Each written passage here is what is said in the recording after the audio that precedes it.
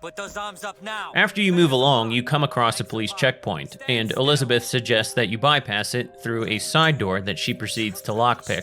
Behind the door, we see a series of posters telling black servants how to properly interact with white patrons. Then we encounter an overly apologetic black man scrubbing the floor. Further ahead, we get the game's ultimate manifestation of the Irish weren't really white trope, with colored and Irish washrooms. Now, even if no Irish need apply signs were a ubiquitous occurrence, at no point in American history were there Irish colored bathrooms.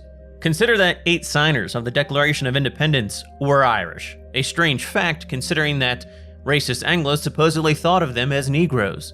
Granted, most of these men were Protestants of Scots-Irish or Ulster descent, but Charles Carroll was definitely born to a family from Kings County in the Midlands and was a practicing Roman Catholic. There are 2 papers you can read if interested in the ever-growing debate over the supposed no Irish need apply phenomenon. One by Richard Jensen, who posits that it's largely a victimization myth, and a rebuttal by Rebecca Freed, who asserts it was historically widespread. Personally, I found Jensen's response to Freed's paper most convincing. Quote, "The main theme of Rebecca Freed's paper deals with newspaper help wanted ads for adult men carrying the Nina restriction. Her appendix lists 69 citations from 22 cities from 1842 to 1932. Over a third of her 69 citations are faulty. There's no actual job being advertised. But let's not quibble. Let's say that there were 69 newspaper stories from 22 cities over a 90-year period. Is that a lot or a little? The Library of Congress in Chronicling America has a large collection of online newspapers and offers an excellent search engine. It allowed me to search 9,458,697 pages of newspapers from every state from 1836 to 1932. The term "no Irish need apply" appeared on 230 pages. That is 1 Nina per 41,125 pages, unquote. To be clear, Jensen never denied that there was discrimination against the Irish. Rather, he only denied the absurd levels to which pop culture had taken the mythology of Irish victimhood, which Ken Levine in Irrational Games definitely took to an even higher level with their Irish-colored bathrooms. Now, the more astute viewer may note that Freed is a peculiar surname for someone so interested in Irish Americans. Freed is almost exclusively an Ashkenazi surname and is Yiddish in origin. Rebecca Freed was also only 14 at the time she had her paper published in the Oxford Journal of Social History. To be sure, it's exceedingly well written, although, again, not convincing. Still, color me impressed. Though it does seem likely that her father, who is a lawyer, who gave her Jensen's original paper to read, probably assisted her a great deal in the writing. The historian Kirby Miller also worked with the duo, so color me not so impressed. But what's my opinion compared to all the media outlets who ran stories about a 14-year-old girl who had outwitted a college professor? Now, I'm sure Rebecca is indeed a very gifted and talented young woman, since she was admitted to Sidwell Friends School, but I find all the elements of this story, when combined, to be fairly suspect. For example, why is a 14-year-old Jewish girl reading papers on 19th century discrimination against the Irish? The answer is that her father gave her the paper to read, but why is a Jewish lawyer handing his 14-year-old daughter papers on 19th century discrimination against the Irish? Perhaps one motivation for Rebecca and her father to write their paper was to defend the work of the late Noel Ignatieff, a co-ethnic who not only shared Rebecca's particular interest in the Irish-American experience, but also made it his life's work to abolish the white race. Now, what's interesting about anti-Irish sentiments in America is that they were probably most prominent around 1845, when the Irish were immigrating en masse to America during the potato famine. But anti-Irish sentiments were always more pronounced in England, especially during the 1830s and 40s. Now, curiously, Benjamin Disraeli, England's first Jewish prime minister, made some exceedingly racist public statements about the Irish during this period. In 1836, he stated, quote, "The Irish hate our free and fertile isle. They hate our order, our civilization, our enterprising industry, our sustained courage, our decorous liberty, our pure religion. This wild, reckless, indolent, uncertain, and superstitious race have no sympathy with the English character. Their fair ideal of human felicity is an alternation of clannish broils and coarse idolatry. Their history describes an unbroken circle of bigotry and blood. My lords, shall the delegates of these tribes, under the direction of the Roman priesthood, ride roughshod over our country, over England, haughty and still imperial England?" Unquote. Disraeli also had very public feuds with Irishmen such as Daniel O'Connell, wherein he referred to the common Irish folk as public beggars swarming with obtrusive boxes in the chapels, and as, quote, "a starving race of fanatical slaves." Now, his comments may or may not have been wholly representative of Jewish attitudes at the time, but it is noteworthy that the second most prominent Jew in Anglo politics, Louis Charles Levin, also had extreme anti-Irish Catholic sentiments, albeit on the other side of the Atlantic in America. As previously mentioned, Louis Levin was the first president of the Know Nothing Party, which was the follow-up to the American Republican Party, of which he was also a member. Curiously, Levin married 2 Christian women, and considering an assortment of things he said later in life, it does seem plausible that he had converted to Protestantism at this point, though the evidence is somewhat circumstantial. In addition to being well known for his oratory talents, Levin was also a notorious alcoholic with large amounts of debt. He filed for bankruptcy in 1841 after exhausting the money of his second wife's late husband. As an aside, he met his second wife while picking out the tombstone of his first. Levin was also charged with attempted murder once, got himself shot in a duel, and even stabbed a fellow congressman. He never stayed in one place for too much time, it seems, since wherever he went, trouble followed, as well as creditors. Although a lawyer by profession, in 1844 he was the editor of a local Philadelphia paper called The Daily Sun, which he used to spread his anti-Catholic talking points. But Levin wasn't just a man of words. That summer, he organized 3,000 nativist Protestants to march into a Catholic neighborhood in Kensington and started a riot that ultimately left several people dead, many more homeless, and 3 Catholic churches burnt to the ground. Levin was later indicted for inciting this riot, but the case never went to trial. In fact, Levin went on to become a congressman after this whole affair. Later, he even campaigned for a seat in the Senate, which, prior to the 17th Amendment, was elected by the state legislature. But he failed in these endeavors, and in 1855, he was accused of bribing government officials to gain said Senate seat. Now, all this said, it's quite fascinating that Noel Ignatieff wrote an entire book about how Irish Catholics supposedly were not considered white and discriminated against, yet felt no need to mention either Benjamin Disraeli or Louis Levin. Well, technically he does bring them both up, although very briefly. On page 163, Ignatieff states that Levin was arrested for inciting to treason in his newspaper, though that's the full extent of his efforts. Disraeli is a mere footnote in his bibliography. Now, perhaps this is because, as Zachary Schrage states in his article on Louis Levin in Tablet magazine, that Levin is seen as a shandafar di goim. This Yiddish term isn't quite as easy to translate as it may seem, but in essence, it's a Jew who makes other Jews look bad to Gentiles, or a Jew who brings shame to the Jewish people, or a Jew who in some fashion betrays or undermines Jewish interests. Zachary Schrage's book on the Philadelphia riots of 1844 is an exceptionally well-written and scholarly work.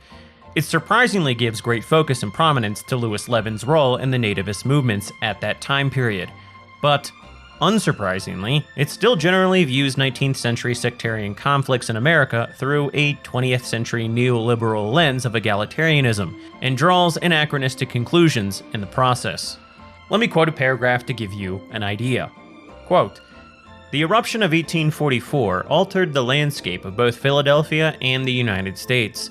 But it may be even more important for the underground currents it revealed. Levin and the nativists championed a vision of American citizenship limited to white, male, native-born Protestant men. In the tumultuous 1840s, believers in this vision faced challenges from abolitionists, American Indians, early feminists, Mormons, and, not least, from Irish Catholic immigrants, who, even in these years before the Great Hunger, were already crossing the Atlantic by the tens of thousands. As these immigrants sought homes, jobs, votes, and the right to practice their faith, they presented an alternative vision of America, defined not by birthright, but by a willingness to embrace shared values of freedom and democracy." Unquote. Here, Schrage is drawing a straight line from America's post-1965 pluralist identity, wherein men like Dennis Prager reinterpret e pluribus unum to denote multiculturalism, to a time where not even the quote-unquote persecuted Irish Catholic immigrants would have believed in such pluralism. No Irishman wanted to embrace women's suffrage or share full political rights with Negroes at the time. Neither did the suffragettes, for that matter. Now, to the extent that American Indians interacted with us peacefully, it was for trade. Most of them would have driven us into the sea if they could.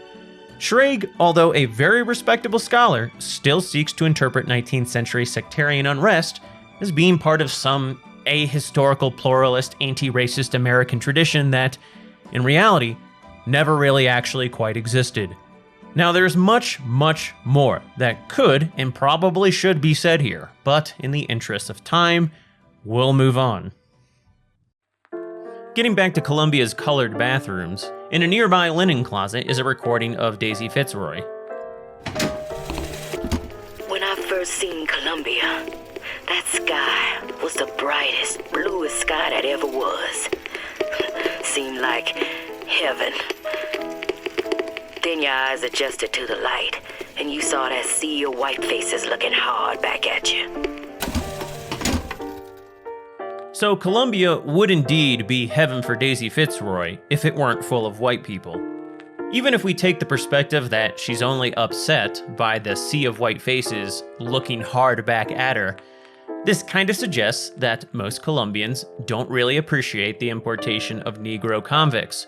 So, again, why are Negro convicts being imported into a white ethno-state? Up ahead is an arcade where we're greeted by a representative of Mr. Fink, the same man who ran the racist raffle earlier. Mr. DeWitt! Mr. DeWitt! There's no cause for anxiety. Mr. Fink sends this with his regards.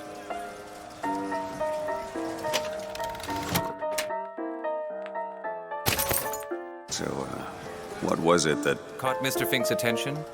Your savagery, Mr. DeWitt. Again, Ken wants to signal that DeWitt, and by extension the player, are the real savages. Here in the arcade, we're introduced to the Duke and Dimwit series, which is focused on instilling a sense of patriotism in children via propaganda. Hey, Flawless Flintlock! It's the newest one in the series. I read it was delayed 3 times. Are you a Duke? Or a Dimwit? Now, what's most interesting here isn't necessarily the joke that Irrational Games was making about development cycles, or even the caricatured nature of Columbia's patriotism propaganda.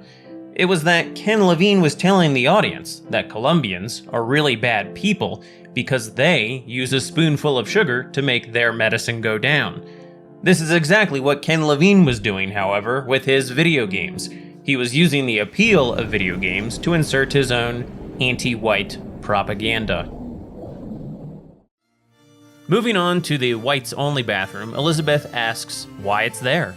Why is one bathroom for colors and the other for whites? It just is. Seems like an unnecessary complication. This is just virtue signaling. It's impossible that someone would have no knowledge of segregation in 1912. Yes, Elizabeth was locked in a tower her whole life, but seconds prior she told us she knew all about the Duke and Dimwit series.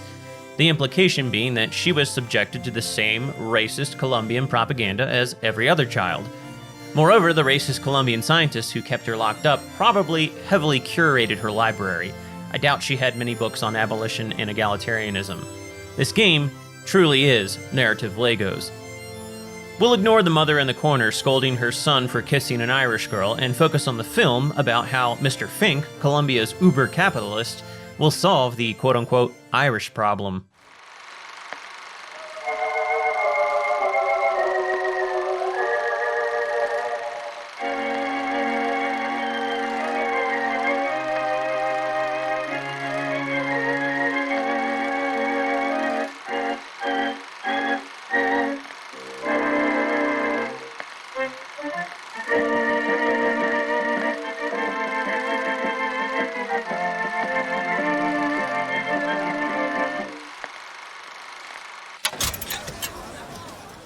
I don't know what this is based on. The Irish never really had a reputation for being lazy. As scholar David Doyle notes, by 1900 the Irish, quote, had attained class structure parity with native stock Protestant white America, a point with vital implications for Irish American labor. In the 1890s, there were 36 Irish American congressmen, 4 senators, the first Irish Catholics in the cabinet and on the Supreme Court, the first important Irish appointments to the diplomatic service, unquote. Doyle goes on to highlight that, quote, while the Irish Americans in 1900 were only 7.5% or 1/13 of the total American workforce, yet they provided 1/6 of the teamsters, of iron and steel workers, of other metal workers, and of masons, 1/5 of stone cutters, leather tanners, wire workers, brass workers, skilled textile workers, paper mill workers, roofers, and street rail workers, and, their industrial triumph, almost 1/3 of plumbers, steam fitters, and boil makers. In addition, they exceeded their proportion in almost every other skilled and semi-skilled urban employment, if to less spectacular degree, e.g. around 1/10 of electricians, miners, glassblowers, blacksmiths, 1/8 of machinists, railroad men, printers, and so on, unquote. The extent to which there was anti-Irish sentiment in America certainly was never because Americans felt that the Irish were lazy. Yes, the Irish did have a bit of a reputation for drinking, but anti-Irish feelings, again to the extent that they existed, were because the Irish were Catholic immigrants who were collectivizing as an ethnic bloc to corner urban job markets, which detracted from local native-born Protestants. Yes, at times the Irish were depicted as ape-like in various cartoons, but this really doesn't mean what people think it does. Germans were often depicted in equally disparaging ways. For example, here's an anti-German propaganda poster from World War I. Here's another from World War II. Now, do these posters mean that Anglos seriously thought that Germans weren't actually white? Now, there's a whole nuanced discussion that can and should take place surrounding the Irish experience in America. But again, the Irish were never seen as alien in the same sense that Negroes, Mexicans, and East Asians were. The only conclusion people should draw here from nativist backlash toward mass Irish immigration into America is that even mass immigration from whites will carry with it certain problems. But that does not mean non-white groups are ever going to assimilate like the Irish have.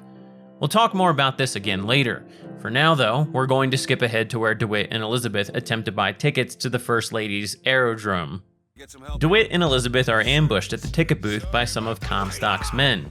DeWitt responds in self-defense and kills them all, which upsets Elizabeth, who had yet to see any real violence in her life.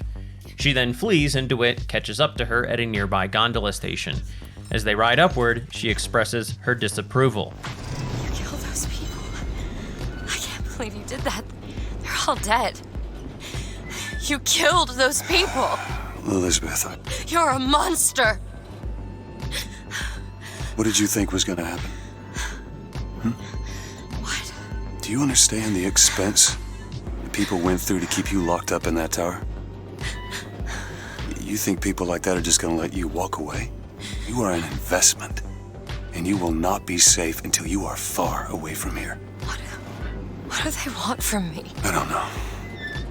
One thing I've learned, if you don't draw first, you don't get to draw at all. You're bleeding. Come here. What happened back there? It's not the last of it, is it? I don't know. There. DeWitt's response largely signals Elizabeth's victimhood, which we find out later DeWitt is largely responsible for since he's the one who sold her to Comstock. From here, we arrive at Soldier's Station, a patriotic amusement park marketed to children. When we enter, there's a song playing over some loudspeakers. When the Krogan hordes come marching into town, will you be prepared to stand those buggers down?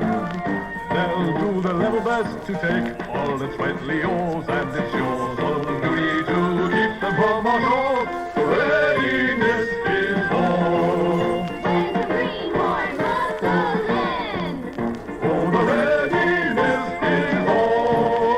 to take down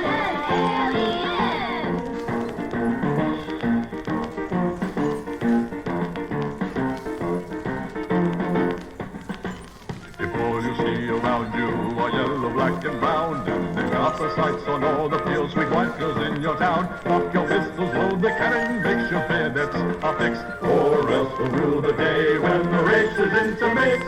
The readiness is low. There are strangers in our land. For the readiness is low. We will keep the upper hand. The readiness is low. When you're back against the wall. For the readiness is low. When you should be standing tall. If you glance around, you'll notice that many of the posters adorning the hall have anti-Semitic themes. And if you explore the right side of the room, Elizabeth will comment on one of the displays. Soldiers Field, built in 1903 by the hand of our prophet. Interest as a prophet having a bunch of carnies and carousels. The place is themed to acquaint children with national service. You mean the military? Train up a child in the way he should go. Even when he is old, he will not depart from it. Oh, did you write that? No. The aim here is to show that Colombian patriotism is evil for teaching its children to hate others. Yet this game is teaching young white men to hate themselves and their heritage. The best part, though, is that the lines here are from the Old Testament, Proverbs 22:6. This really captured my attention because Ken discusses Jewish chosenness by God in an interview right before this game released. This notion of him being, sort of a mosaic figure, leading people out of Egypt, to a better place, and what he would call the Sodom below. And like, why? Who were the chosen people in his views? And who were?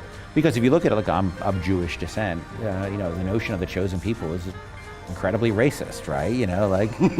We're better than everybody else. So just if you flip that on its head and you put that in the context of a white sort of Protestant, well, at least originally a Protestant, then your sort of back gets up. But in 2 weeks it'll be Passover and everybody will be talking about the chosen.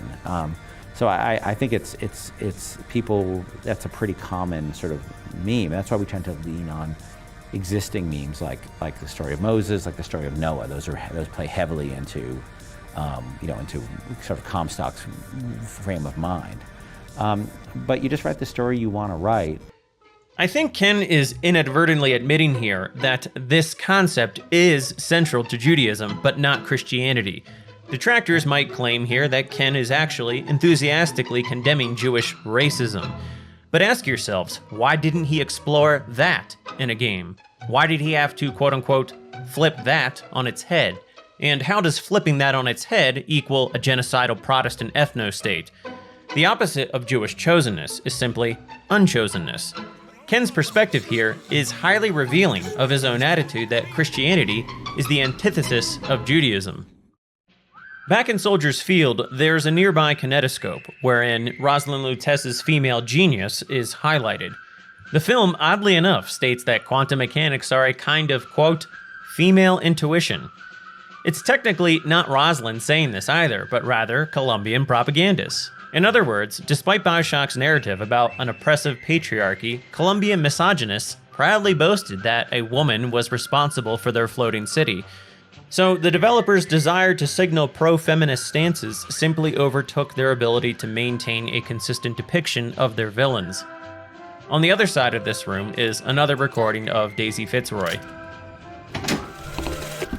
Days at Comstock House was simple. Hard work, sure, but simple. Wringing the linen, scrubbing the floors. Lady Comstock, she even had a kind word now and then. Almost enough to make me think I had a place in their world. God made foolish girls so he could have something to play with. This is just more signaling of white oppression. Black people simply wanted to have a place in the white man's world, but were denied it because the white man is irrationally wicked. Curiously though, the posturing here unintentionally implies that it is indeed our world and not theirs. It's also pretty clear, looking at the carefully placed propaganda here, that what Ken means to convey to the young white male gamer is that the most evil thing he can do is seek to protect his people. And once again, at the risk of sounding like a broken record, I have to highlight that Columbia is a city built on quantum mechanics, and so its importation of Daisy Fitzroy to do menial house chores is a very ham-fisted way to get the desired oppression narrative. Oddly enough, though, the idea of house chores being oppressive potentially reveals a very posh mindset. Past the Welcome Center, DeWitt and Elizabeth can explore a local ice cream shop where its attendant reminds us once again not to accept any foreign substitutes. The meta-narrative being that supporting your nation's domestic businesses and products leads to racism.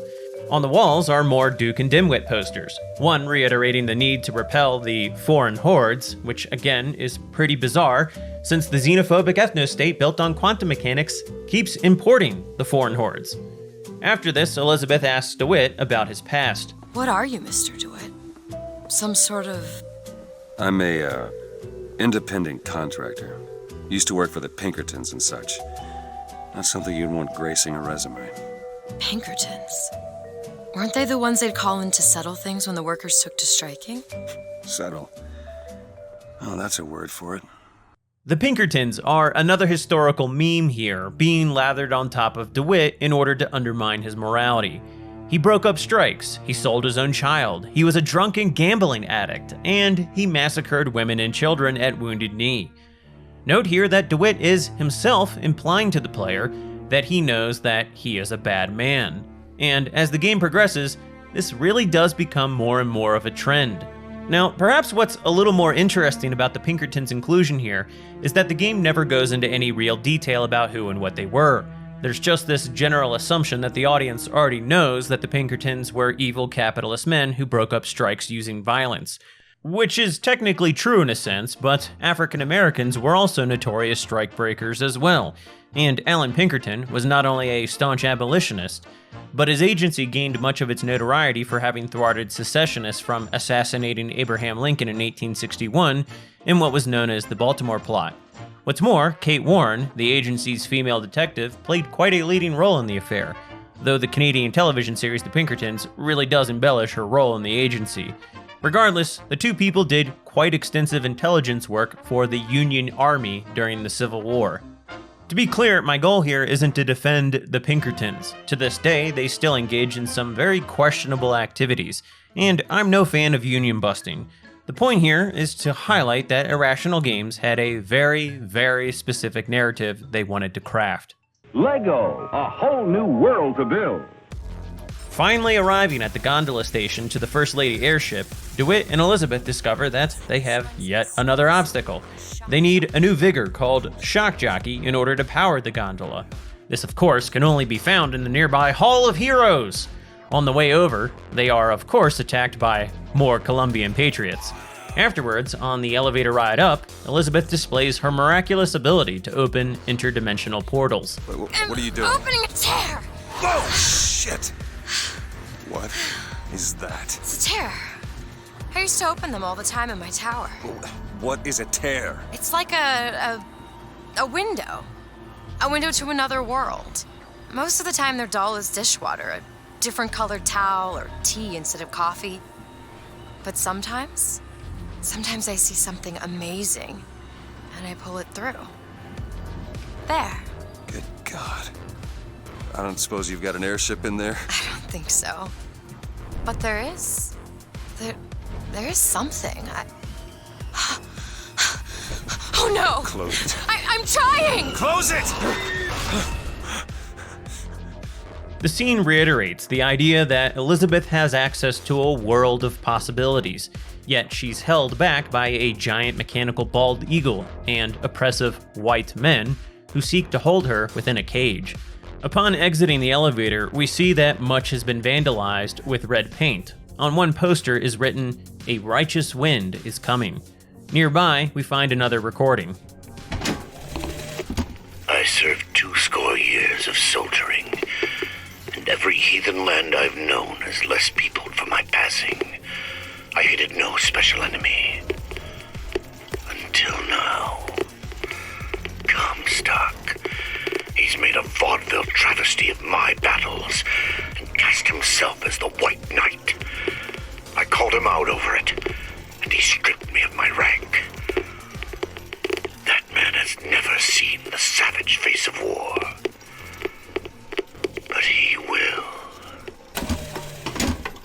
Cornelius Slate has apparently killed lots and lots of brown people, but as we progress forward, we find out that he is the one responsible for all this vandalism of Columbia's property.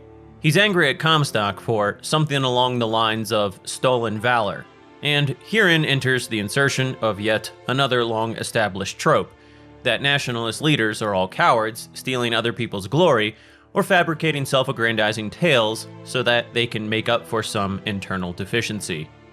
When we reach an opening ahead, we can hear a Columbia military officer explaining to his men how Slate is in fact a traitor.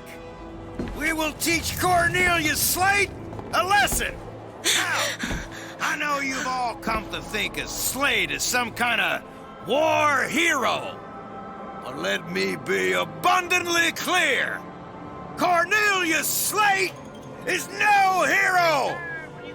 He's been living down in Frankton so long that the man has gone native! If Slate had his way, the damn collards and potato eaters would be up at Comstock House running Columbia! Or in your homes, copulating with your wives! Now, he has holed himself up in the Hall of Heroes! And it is our job to get him out! Alive or dead! Once again, we hear the term going native, though the usage here is out of its typical historical context. Circa 1912, going native would have described adopting the lifestyles of colonial subjects, or indigenous peoples adjacent to colonial expansion. But Finkton is an industrial center that's supposed to be reminiscent of 19th century company and shanty towns where recently arrived immigrants or ex-slaves resided. Regardless, the point here is that Slate has joined forces with the Vox Populi and has adopted their customs, which, per these soldiers, are to copulate with everyone's wives. The cartoonishly evil and unhinged rhetoric is probably meant to motivate us to kill them, which is what we have to do to progress. Afterwards, Elizabeth asks who Slate is. DeWitt replies that he actually knows him, but doesn't say much else, just that the man has a knack for making enemies. Nearby is a bar full of dead Vox Populi. Daisy Fitzroy is yelling on the radio about how soon Comstock's idols of gold will melt and run in rivulets throughout the city streets. There's a dead cop in the kitchen that Slate killed, and in the nearby recording of the killing, Slate babbles on about some sense of military honor that Comstock lacks. But of more interest is the coded Vox Populi message on the bathroom wall.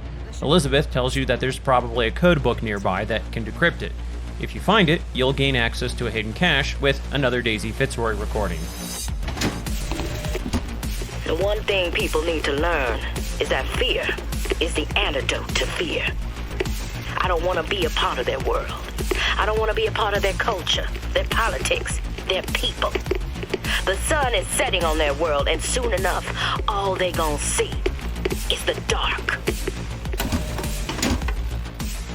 So, Daisy Fitzroy no longer wishes to be a part of their world. She wants to destroy it. I suppose the rationale is that if she can't have it, no one can. And a time to destroy! Now, there are definitely racial undertones here of genocide.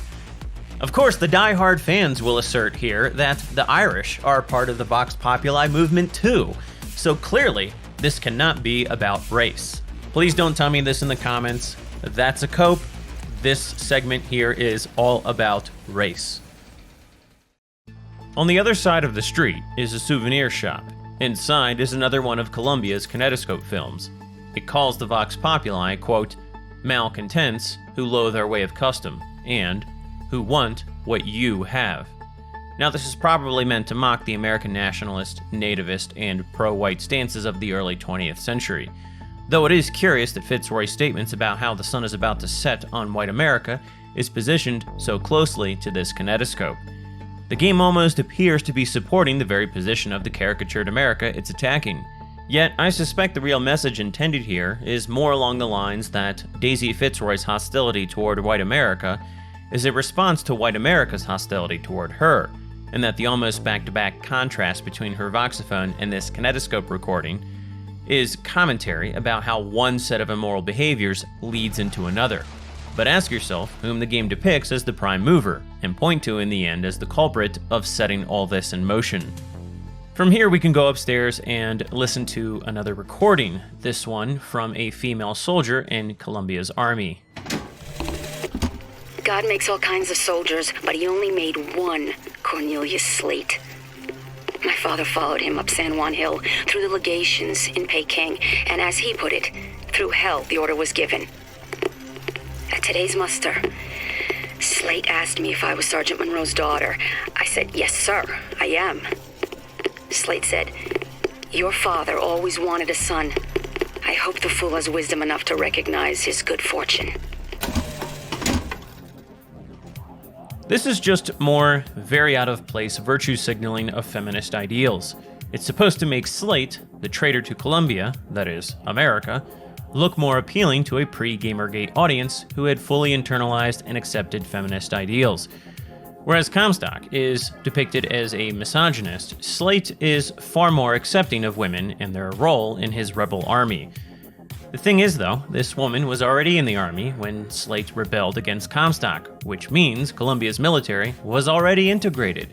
This is yet another anachronism insofar that the Women's Armed Services Integration Act wasn't passed until 1948. Prior to this, women were barred from serving in any capacity beyond nurses. Taking the sky rails from here up to the Hall of Heroes, we find another one of Slate's recordings in a parked gondola. Veterans! You shed your heart's blood for Colombia, lost limb and viscera in the godless Orient. Comstock did nothing! And yet, look up! Whose image squats above you even now?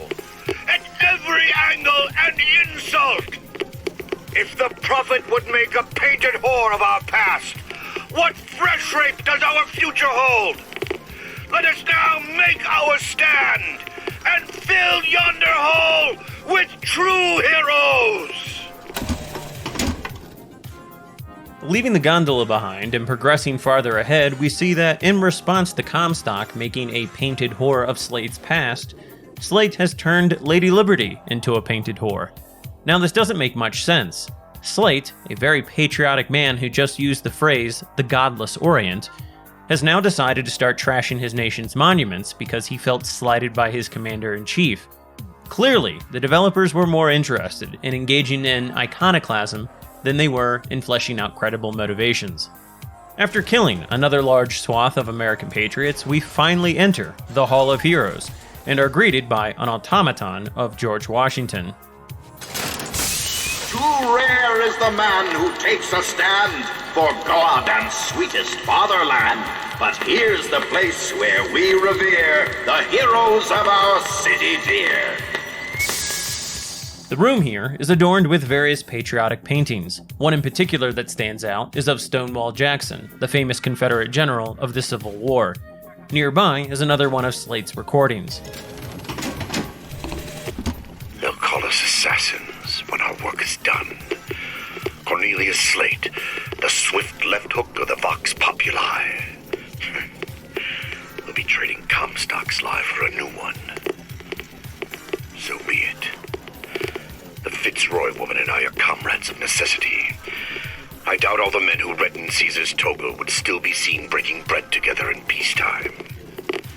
With Comstock gone, my men's past deeds will be sacred, and they will claim the spoils to them.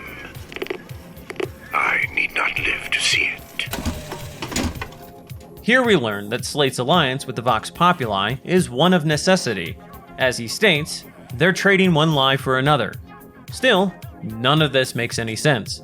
If Slate's goal is to eliminate Comstock so that his men's social standing can be restored, he himself says that by killing Comstock, the Colombians will view him and his men as assassins, as traitors who helped a bunch of anarchists burn down their city.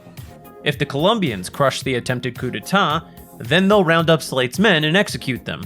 If Daisy Fitzroy installs a new government, well, I kind of doubt she's going to hold up Slate's men and their glorious deeds of the past for everyone to honor and cherish. So, no matter what happens, Slate's men lose here. Entering the main hall, Elizabeth comments on the exhibit. Our prophet, Father Comstock, commander of the 7th Cavalry. That man did not lead the 7th. Hell, I don't even remember the guy. Corporal DeWitt proved his worth on the field that day. Well, I'll be. Slate? Is that you? You've always been different, haven't you, Booker? You crave no glory. Look, I see you're caught up in some kind of jam here. If you could see fit to let us through to where they keep the shock jockey, then we'll... That tin soldier, Comstock, once my boy's dead.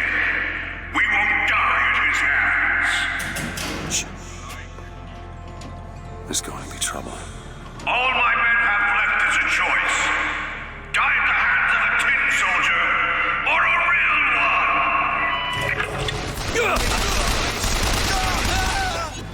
So now is when the player learns that Booker was not only a Pinkerton agent, but was also part of the Wounded Knee Massacre. The pieces are coming together. DeWitt is a huge, guilt-ridden piece of shit. Of course, players are probably thinking at this point that DeWitt is somehow on a path to redemption by fighting all these evil American patriots. From here, we see that Slate has vandalized not just Comstock's exhibits, but all the other soldiers' exhibits. So again, the message here is not that Comstock's legacy is a lie, but that all of Columbia is a lie. In the next room, we see an exhibition of Columbia's timeline, and off to the right and left, respectively, are exhibits of Wounded Knee and the Boxer Rebellion. First, we'll go to Wounded Knee. Slate speaks to us over the intercom. The tin soldier is taking credit for the deeds of the real ones. Now your companion, young lady, he wrapped himself in glory on December 29, 1890. What does he mean? You don't want to know. Strangely, the game never actually explains the Wounded Knee event. It just sort of assumes that everyone is on board with the basic idea that it was a massacre by the 7th Cavalry, or that generally speaking, white man bad, Indians good, and that this exhibit must be racist propaganda.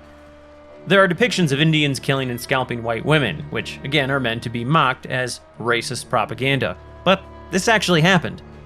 And quite a lot. Here's one account of what 2 Denver men came across in 1864. Quote, "About 100 yards from the desolated ranch, we discovered the body of the murdered woman and her 2 dead children, one of which was a little girl of 4 years, and the other an infant. The woman had been stabbed in several places and scalped, and the body bore evidences of having been violated. The 2 children had their throats cut, their heads being nearly severed from their bodies." Unquote. Up ahead is another George Washington automaton that recites a poem about Wounded Knee. With hue and cry, with hatchet red, they danced amongst our noble dead. But when our soldiers took the field, the savage horde could only yield. Now, this is obviously not exactly how the Battle of Wounded Knee went, but that's the point. This is supposed to be evil patriotic American propaganda covering up a horrible crime against the supremely peaceful Sioux Indians. Inside the next room, Slate addresses us again over the intercom. You were there. At Wounded Knee.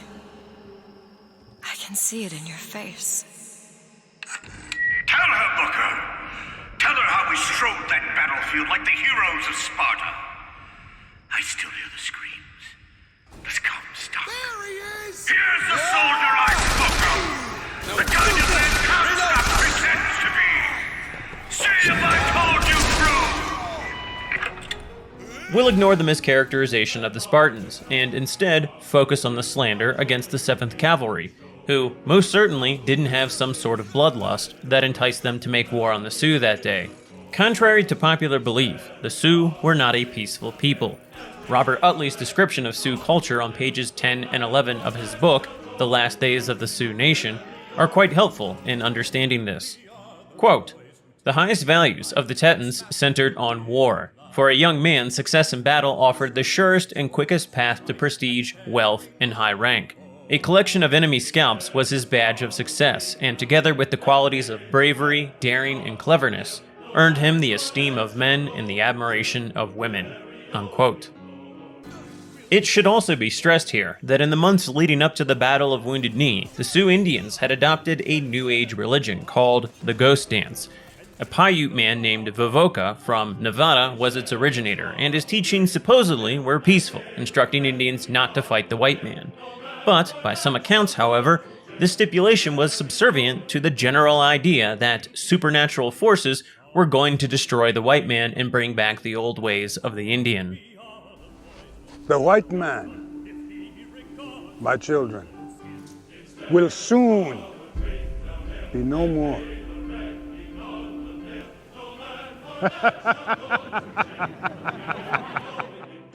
Now, Vivoka was probably an opportunistic charlatan, but we won't get into that due to time constraints. The main focus here is that different tribes held different interpretations of Vivoka's ghost dance prophecy. The Sioux spoke of giant floods that would drown all the white people, or crush them in a tremendous landslide, which is exceedingly ironic given BioShock's extreme focus on an ahistorical genocidal Protestantism. A quote on page 70 of Robert Utley's book stands out insofar that it highlights the almost comical parallel. Quote, Vivoka was but one of a long line of Aboriginal mystics who sought to rid their people of an alien oppressor and lead them into the Promised Land, unquote. Perhaps unsurprisingly, Ken Levine and Irrational Games had no interest in exploring this Native American xenophobia and desire to repel the foreign hordes. In any event, by 1891, the spiritual leaders of the Sioux had begun pushing the idea that the ghost shirts, worn during the ghost dance, could actually deflect the white man's bullets. One woman who survived the Wounded Knee battle was told that she must remove her ghost shirt so that the whites could treat her injuries. She replied, quote, "Yes, take it off. They told me a bullet would not go through. Now I don't want it anymore," unquote.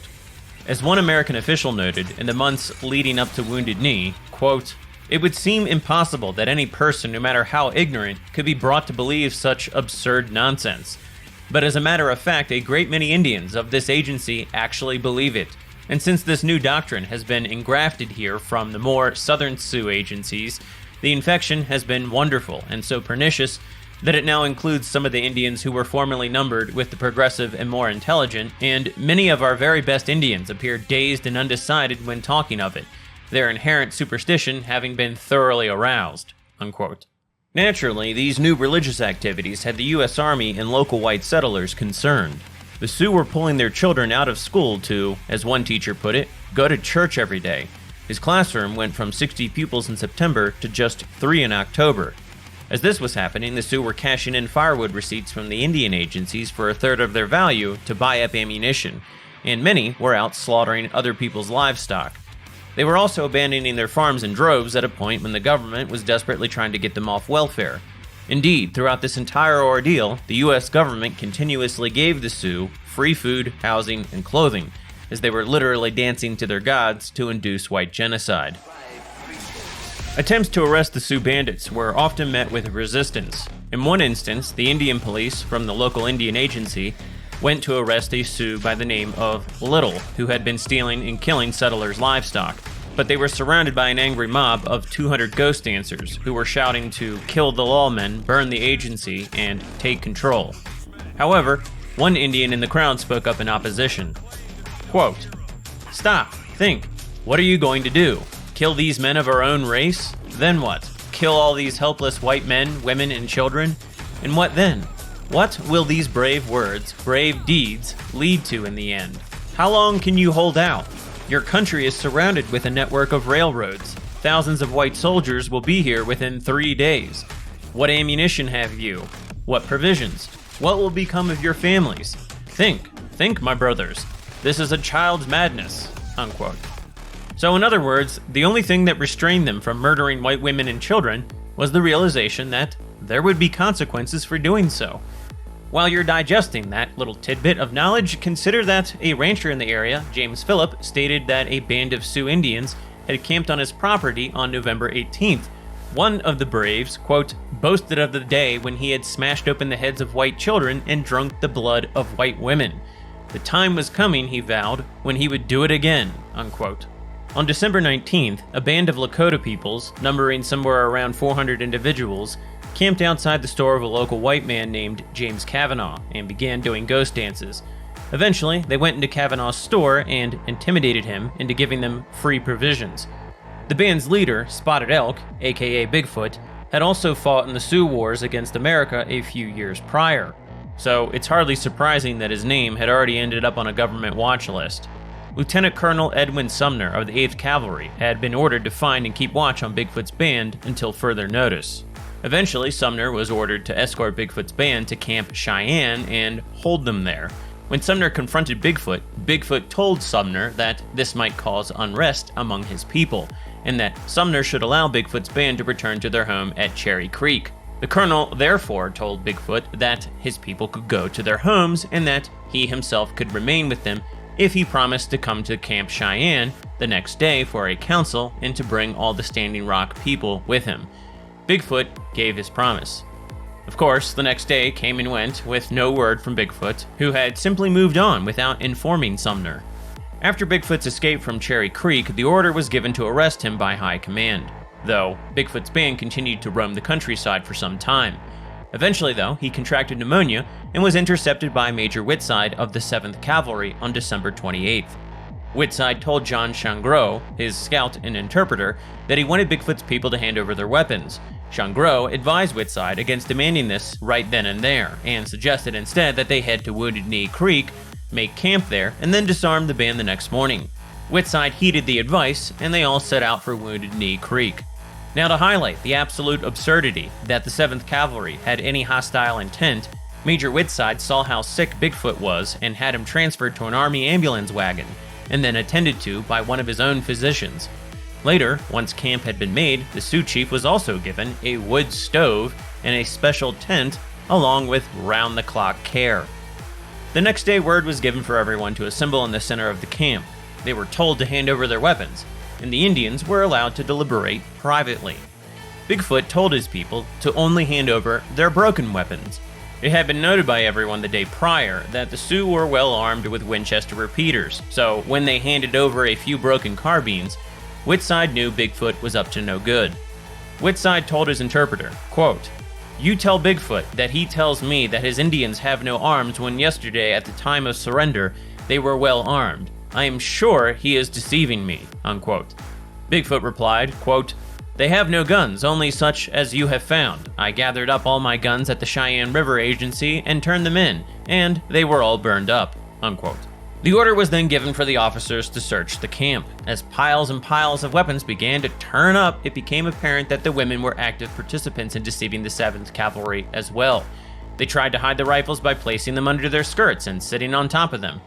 During all this, Yellowbird, the group's medicine man, was wandering about the camp telling his fellow Sioux in their native language, quote, "Do not be afraid, and let your hearts be strong to meet what is before you. We are all well aware that there are lots of soldiers about us, and they have lots of bullets. But I have received assurance that their bullets cannot penetrate us. The prairie is large, and the bullets will not go towards you. They will not penetrate you," unquote. Here's part of James Mooney's official report compiled a year after the incident, explaining, essentially, what happened next.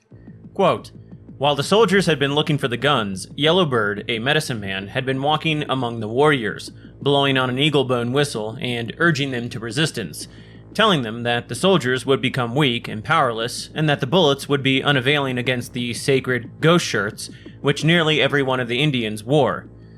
As he spoke in the Sioux language, the officers did not at once realize the dangerous drift of his talk, and the climax came too quickly for them to interfere.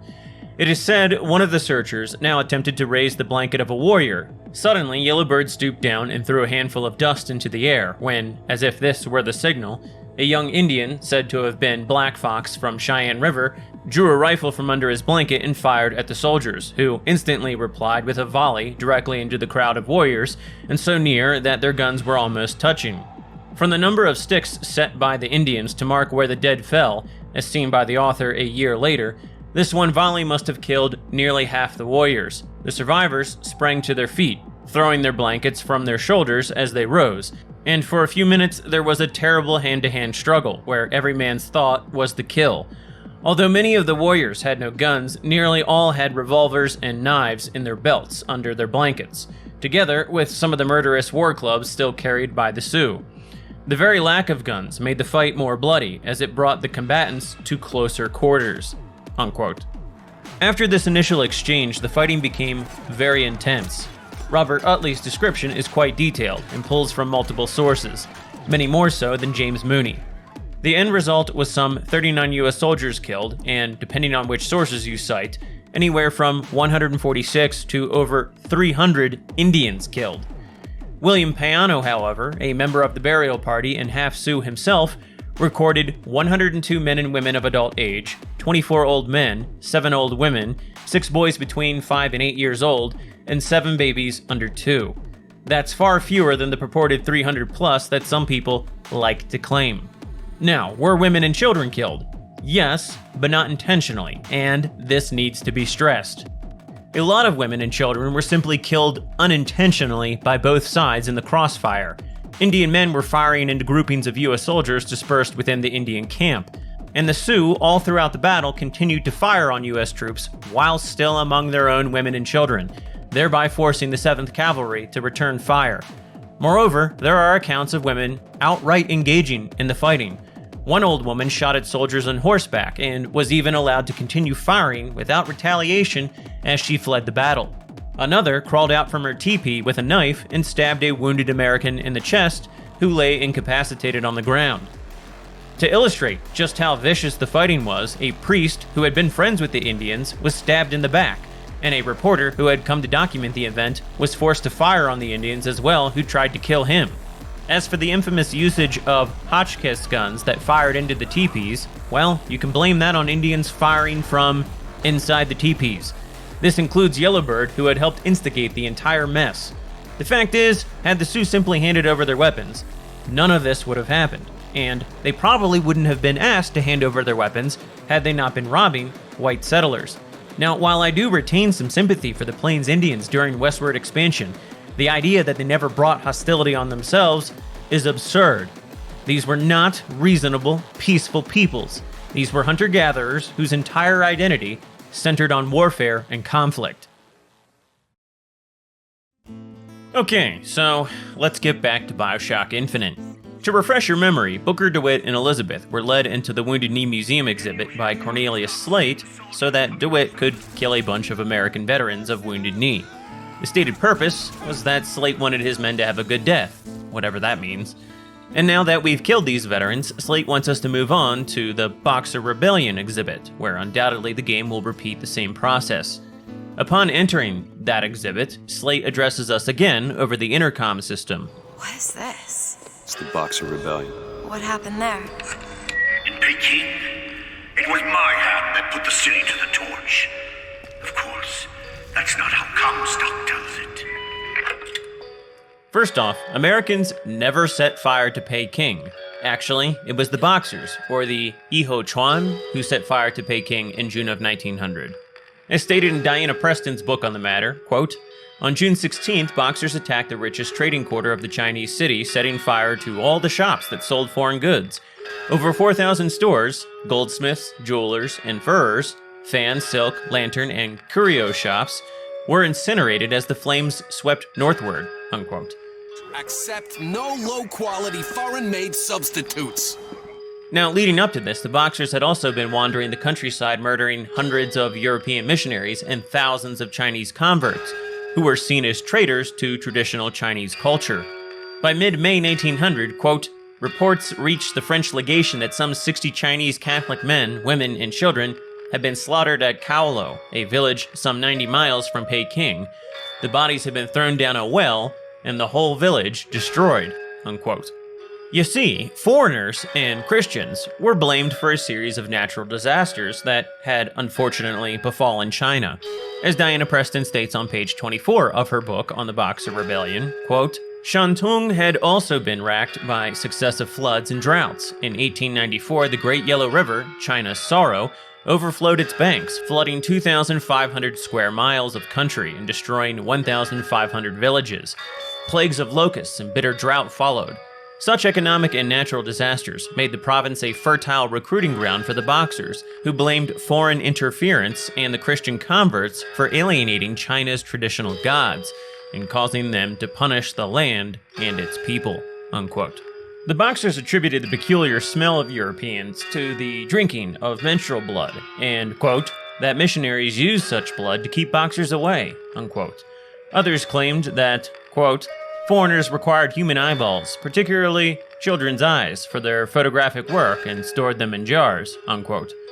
The Boxers also believed that a combination of, quote, deep breathing exercises, magical formulas, and the swallowing of charms made their bodies invulnerable to bullets, unquote. Now, American troops were involved in the Boxer rebellions, but in reality were part of a much larger international force called the Eight-Nation Alliance, which was comprised of Germany, Japan, Russia, Britain, France, Italy, and Austria-Hungary. Oddly enough, most of the troops came from Japan, not America. Yet BioShock Infinite makes it seem like fringe American extremists were the only ones involved. As the game's wiki states, quote, in 1901, during the Boxer Rebellion, where American hostages had been taken, Colombian forces intervened without orders from the US government and destroyed the city of Peking. The destruction of the city caused the death of untold Chinese civilians and demonstrated the danger that Colombia posed to the rest of the world, unquote. Streets closed for your safety, fella. They're prepping tonight's fireworks back there. There's enough TNT back there to blow Peking to Kingdom Come.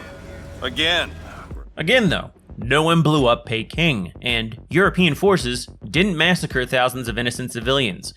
Had they blown up the city, that would have killed the hostages, who, if we're honest, weren't really hostages, but rather besieged ministers and civilians representing several nationalities, trying to survive a nativist uprising intent on exterminating them.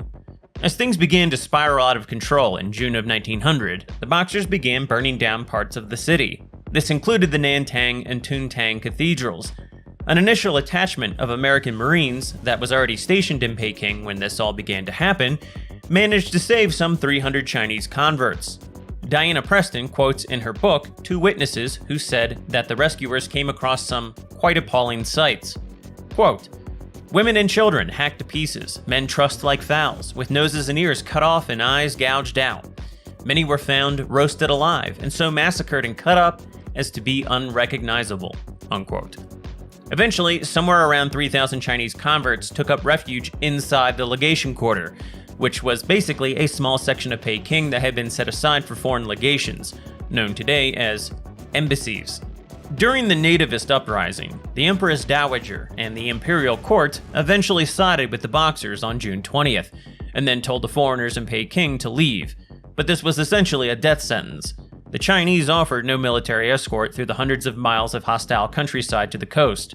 The mail delivery service wasn't functioning at this point, the telegraph lines had been cut, and there was no operational railway. The Japanese minister had been killed by Boxers outside his own legation, and the German minister was just murdered by imperial troops. Luckily, however, word had already been sent to the outside world just before communications were cut, and a rescue attempt was underway. Thus ensued a siege lasting almost 2 months, wherein the Boxers and imperial troops repeatedly tried to breach the legation quarter, the Peitang Cathedral, and the foreign settlement at Tianjin. In the Tianjin settlement alone, 170,000 artillery shells were dropped. As the Boxers began destroying railroad lines in an attempt to impede the rescue parties, they also dug mines under the besieged buildings in an attempt to blow them up. One explosion alone killed over 50 Chinese children under the care of the Catholic missionaries at the Peitang Cathedral. Managed by Bishop Favier, the cathedral was responsible for 3,420 individuals, 2/3 of whom were women and children. Most were Chinese converts, and about 71 were Europeans. The defense force was absurdly small, 30 French and a dozen Italian Marines sent over by their respective ministers. On June 26, quote, Favier wrote that the Boxers had set fire to all the houses adjoining the compound and were placing ladders and scaffolding against the imperial city walls so as to be able to shoot more conveniently. Earlier that day, Bishop Favier thought he could make out Prince Tuan, the Empress, and other high personages, who had come to look on the bombardment as upon a display of fireworks. The incensed Marines wanted to fire on the group, but Favier dissuaded them from such a provocative act in order to not excite an already too violent hatred, unquote. Now, Bishop Favier's desire to avoid provocative acts was indeed a curious notion here, because each time Bishop Favier asked a volunteer to attempt to break through the lines to communicate with the legation quarter, the Boxers and Imperial troops captured, tortured, and then decapitated the messenger and placed their head and entrails in front of the church for everyone to see. Moreover, in the legation quarter on June 23rd, the Boxers even set fire to the Han Lin in order to try to burn out the British legation, which was adjacent to it. Essentially being the Sorbonne and Oxford rolled into one, the Han Lin housed all sorts of priceless Chinese relics and manuscripts dating back over 500 years. Now, considering just how nationalistic the Boxer Rebellion movement was, this should serve as a good metric for gauging just how much the Chinese really wanted to murder all the Europeans, who themselves were ironically mortified by the act, since they seemed to have valued the historical contents more than the native Chinese did. As Diana Preston writes, again, quote, "Scholars among the foreign community were close to tears as they picked amongst the debris. Morrison was furious and blamed the Chinese, writing that the combustible books, the most valuable in the empire, were thrown in a great heap into the pond round the summer house. A heap of debris, timber and ashes sprinkled with torn leaves, marked the site of the great library of the Middle Kingdom. What can we think of a nation that sacrifices its most sacred edifice, the pride and glory of its country and learned men for hundreds of years, in order to be revenged upon foreigners? It was a glorious blaze. The desecration was appalling. Some books and manuscripts were salvaged, and Sir Claude offered them to the Zhongli Yamen. There was no reply." Unquote. Now, it's truly hard to fathom, but yes, the European legations were trying to hand over priceless historical Chinese relics that they saved from the very fire the Chinese had set. Consider, moreover, that when the legations tried to put out the fire, Imperial troops were shooting at them. Eventually, after a small initial relief force led by Sir Edward Seymour failed to reach Peking via train due to heavy resistance along the rail lines, which the Boxers were sabotaging, he and his men had to fight their way back to the settlement at Tianjin. Later, once Tianjin was secured with reinforcements by sea, a much larger relief force was assembled to march on Peking and liberate the Europeans and the Chinese converts. This much larger force consisted of somewhere around 20,000 men. About half were Japanese. The rest were comprised of some 3,000 Russians, 3,000 British, 2,200 Americans, and 800 Frenchmen. And since the railways had become largely inoperable, these men had to walk to Peking on foot and employ a combination of mules and junks on the river to transport supplies. On August 14th, the Allied forces finally broke through Peking's defenses and liberated the besieged Europeans and Chinese Christians. 2 days later, the Peitang Cathedral was also liberated. Now, it is true that the legation forces looted Peking after breaking the siege. But again, the city wasn't blown up, and American troops never massacred thousands of Chinese civilians who weren't active combatants. In terms of looting in response to ethnic and racial slights, consider that in 2020, black people looted and rioted across several American cities, resulting in billions of dollars in damages, and the justification was that a single man died in police custody due to complications with fentanyl use after he resisted arrest. If, in the minds of some individuals, the George Floyd riots were justified, then consider that in the summer of 1900, Chinese Boxers murdered 136 Protestant missionaries and 53 children. Catholics suffered in similar proportions, with 47 priests and nuns being killed. In addition, more than 1,000 Western and Japanese soldiers were killed, saving the 500 or so women and children of theirs trapped inside the legation quarter. Now, some apologists criticized the large indemnities China was forced to pay to the Allies, somewhere around £67,500,000, or about $335 million at the rate of exchange in 1900, which was set to be paid over the next 40 years. However, in the end, China never paid anywhere near that amount. After the end of World War I and the Bolshevik Revolution, Russia, Germany, and Austria's remaining shares were effectively canceled. The French and British governments eventually decided to stipulate that their shares be spent on various infrastructure within China. Interestingly, America had protested the original amount presented to China at the signing of the Boxer Protocols Treaty in 1901. Essentially, our government asked the other powers to reduce the total by a third. But as things ended up, China agreed to pay the full amount, and so in 1908, America had a surplus above and beyond the original amount we had asked China to pay. Eventually, Theodore Roosevelt decided to return America's excess share to China. One of the forms in which the money was returned was via the establishment of the Boxer Indemnity Scholarship Program, wherein Chinese students were brought to America to study Western science and medicine. Now, looking back, such an act seems somewhat comical, considering how China has since used such programs to steal intellectual property from the West on a regular basis. Now, in general, I do think if China wants to expel foreigners and reject foreign influence in their nation, then we should respect that. But I don't think it would have been reasonable for us to sit by and let our people get massacred. Moreover, the Chinese today generally don't respect our sovereignty any more than we respected theirs. The sad reality of humanity seems to be that sovereignty is only respected when it's backed by strength. Consider here that Chinese media regularly uses critical race theory and adjacent anti-white paradigms in its political and social outreach to acquire more power and influence over traditionally white nations. Unfortunately, most children's books and shows center around white characters. If you come from Africa country, you can't go in our building. This sign at a McDonald's in China said black people are not allowed to enter. What's China thinking? What's Australia thinking? From China's perspective, it sees itself as a great power, that it can throw its weight around. And Australia is only a middle power. So Australia should be basically more considerate of China's interests. Respectful even? Yeah, that's right.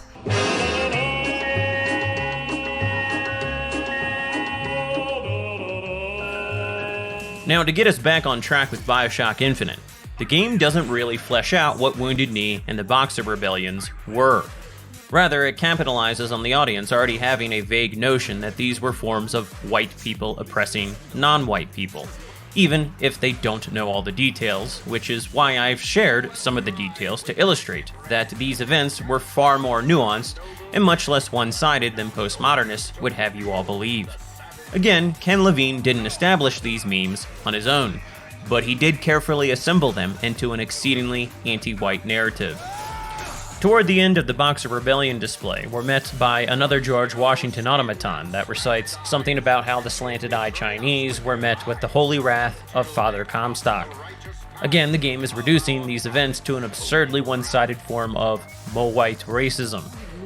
Please do consider here that today, instead of the yellow peril, we have the white racist peril. White supremacy is terrorism. From here, we progress to a giant room with a bunch of Chinese figurines all storming in the direction of Colombia, which Comstock has dispatched to Peking to free American hostages. A rendition of the beautiful goddess Libertas, or Lady Columbia, is seen in the backdrop. Comstock's propaganda thus depicts the Boxers as the very foreign hordes threatening America, and thus Comstock saw himself as acting in self-defense when he blew up their city. Slate complains again that Comstock is stealing his valor. We then murder more American veterans, and then DeWitt pleads with Slate to stop his insanity. You did them a favor, Booker. You let them die like men.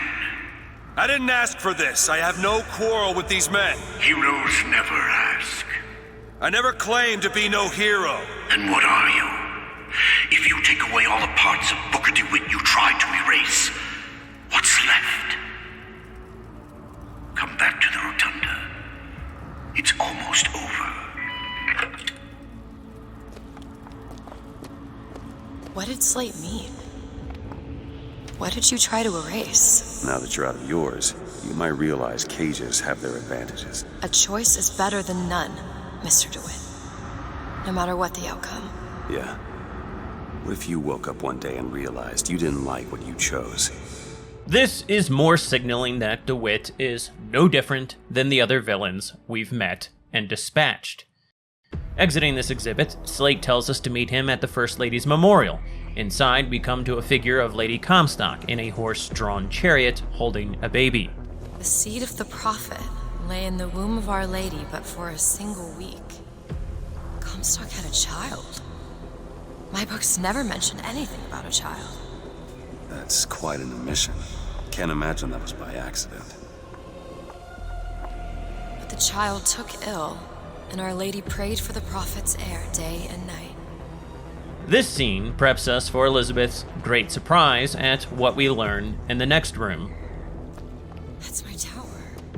Lo, while Daisy Fitzroy has murdered my beloved, she shall not have the child. She shall not come betwixt her and prophecy. The seed of the prophet shall sit the throne and drown in flame the mountains of man. You're Comstock's daughter. No, I can't be. I can't. He wants you to follow in his footsteps. Well, I want a puppy, but that doesn't mean I'm gonna get one. So, we now know that Elizabeth is meant to fulfill Comstock's prophecy and drown in flames the mountains of man. In the next room, we're given Comstock's rendition of events regarding the murder of Lady Comstock. The culprit, according to him, was the anarchist Daisy Fitzroy. But now that Slate and the preceding levels of Wounded Knee and the Boxer Rebellion have shown us that all of America is a giant lie, we know better than to trust what the evil white supremacist says. When we exit into a nearby courtyard of sorts, a gate impedes our progress forward. Let me scout ahead, see if there's some way to move forward.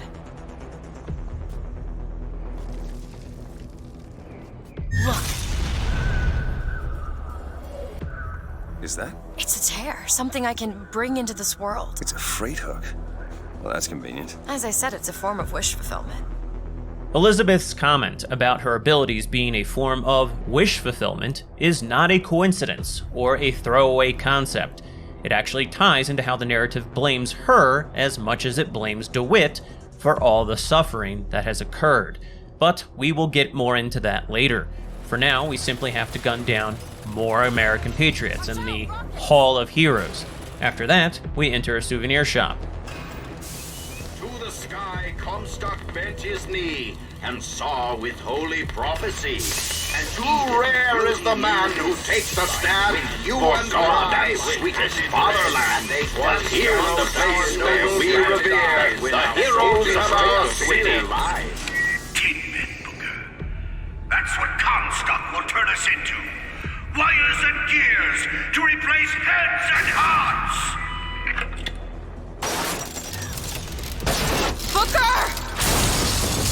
The Lord judges, I act. Elizabeth covers her ears in anguish as all the patriotic poems get recited, and then you battle a Gatling gun-wielding automaton of George Washington. The messaging here is painfully obvious at this point. Patriotism is cringe and evil. Of course, there's a double entendre here as well. The George Washington automaton was what Slate was referring to when he said that they'd all be turned into tin. Comstock is going to replace them all with these automatons. Again, I have to ask why Comstock and Fink would import Negro convicts and Orientals to do menial labor when they had automated soldiers. I mean, if it can hold a gun, it can hold a mop. So, in case you don't remember why we're in the Hall of Heroes, it's to find that shock jockey vigor so that you can start the gondola to get to the First Lady airship. But, surprise, surprise, it's not here in the Hall of Heroes, but Slate does have it, and you have to return to the courtyard to find him. After murdering yet another horde of American patriots, you find another voxophone nearby. My men and I are doomed. Doomed as noble Custer was at Little Bighorn. But we shall not yield to Comstock and his tin soldiers. But my scout has seen him. Booker DeWitt is coming here to the hall. DeWitt. We called him the White Engine of Wounded Knee for all the grisly trophies he claimed. A man such as he might just grant us the peace we seek.